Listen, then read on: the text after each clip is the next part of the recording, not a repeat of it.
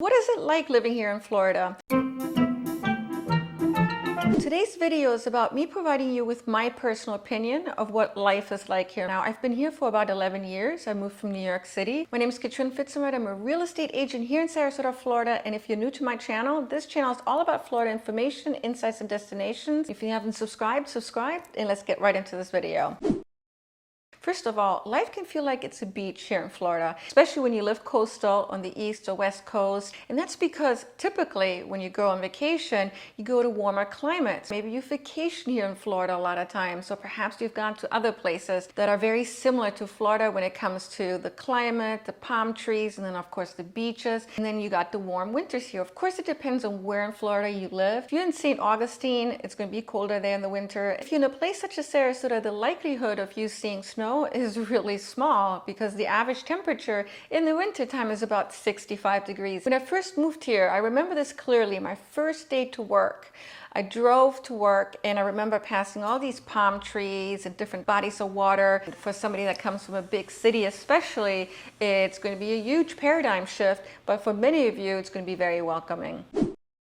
You're going to be able to spend more days out of the year outside here because of the warmer climate. If you're from up north, you typically have the spring, the summer, and the fall to be outside. Wintertime, you're typically cooped in unless you're somebody that likes to take advantage of skiing. Here, you're really going to feel like you have an opportunity to be outside throughout the entire year. Personally, feel like I live a much healthier lifestyle here because I can take advantage of the outside, and I love cycling, and I just recently got into playing pickleball. You could literally just hop in your car, drive an hour and a half, and be in a tourist destination. Feel like you're on vacation there, but you didn't have to hop on a plane. And I absolutely love that aspect of living here in Florida. I don't always want to hop on a plane because sometimes, quite honestly, it's just a lot of work. I've been to all major tourist destinations by just driving there, and I think that's a perk of living here in Florida.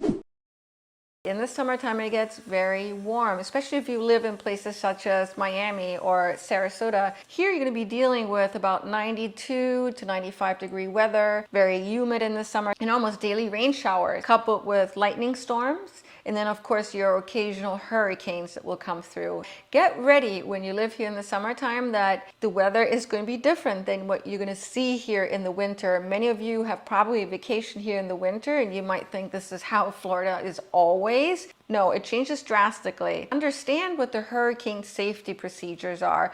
More likely than not, you're going to be encountering a hurricane. The good news is, in many places in Florida, such as Sarasota, we've never been in the eye of a hurricane. And you also want to understand what you need to do if you get caught in the middle of a lightning storm. Florida is known as the lightning capital in the US. There's more death due to lightning here in Florida than anywhere else in the US. It is, somewhat of a challenge, but not if you understand the weather pattern. You can look at forecasts to see what the predictions is for the day. You can always expect that there's going to be a thunderstorm a day, and you can just plan ahead. Florida's just a beautiful place. People come from all over the world to vacation here. You're going to be living here and you're going to feel like you're on vacation, but you're also going to have to deal with tourists. Tourists come here predominantly in around January to April. It's going to get very dense here. You're going to see the number of people increasing in restaurants, the number of people increasing at different points of interest, and the traffic can get horrendous. The advantage of having tourists is that's one of the reasons why there's no state income tax. Be happy for the tourists, but also understand that it's going to get a little bit more challenging when they're here, and sometimes even annoying, because quite honestly, a lot of them can't drive. So when people say Floridians can't drive, you got to ask the question, are they really Floridians? Or are they tourists?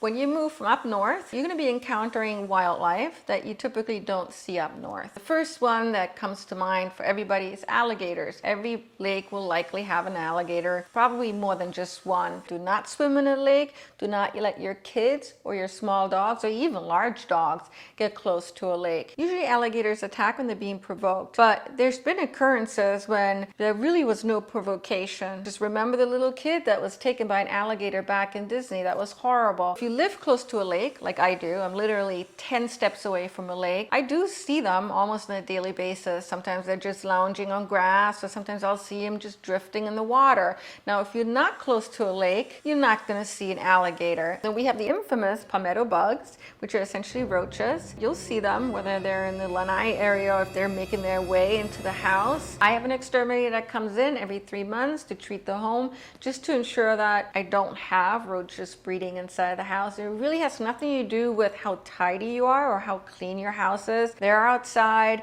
and it's easy for them to get through cracks inside the house, and what you don't want to happen is them breeding inside the house. We also have love bugs, and they can be quite annoying. They don't bite, they don't hurt, and they're actually really cute when you see them flying together because they're mating, but they're also flying in swarms. And so if you're driving your car into one of these swarms, you're going to be left with love bug remains, which are very acidic, and it can hurt the paint of your car. So you have to make sure that you wash it off right before the paint of your car gets spoiled. You're going to learn how to coexist with wildlife here.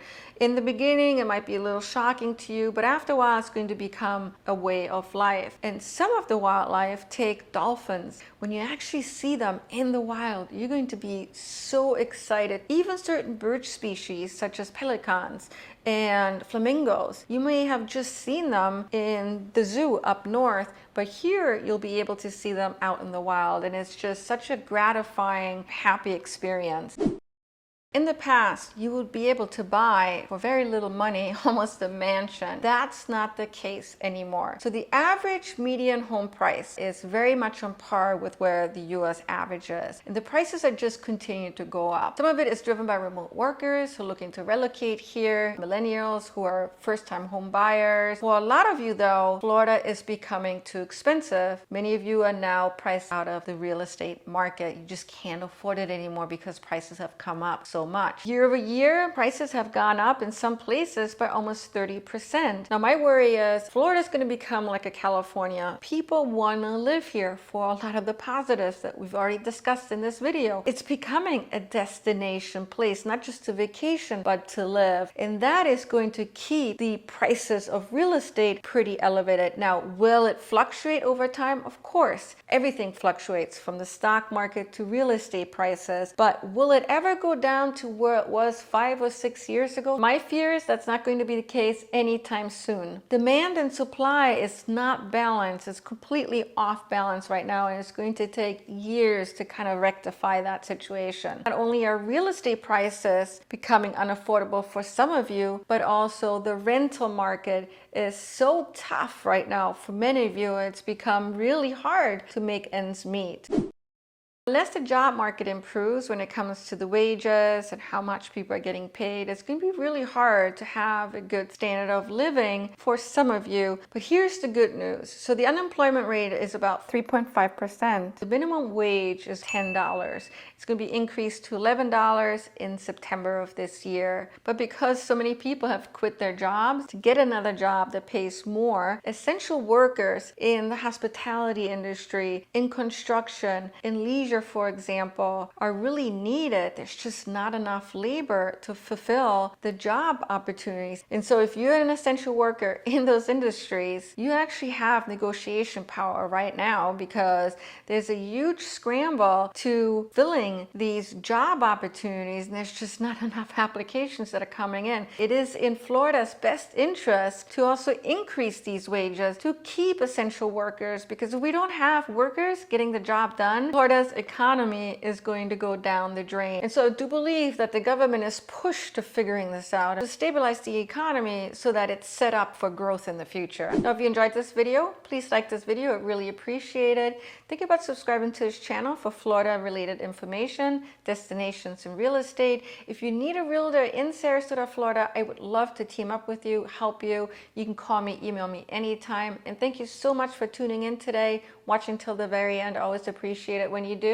Take care.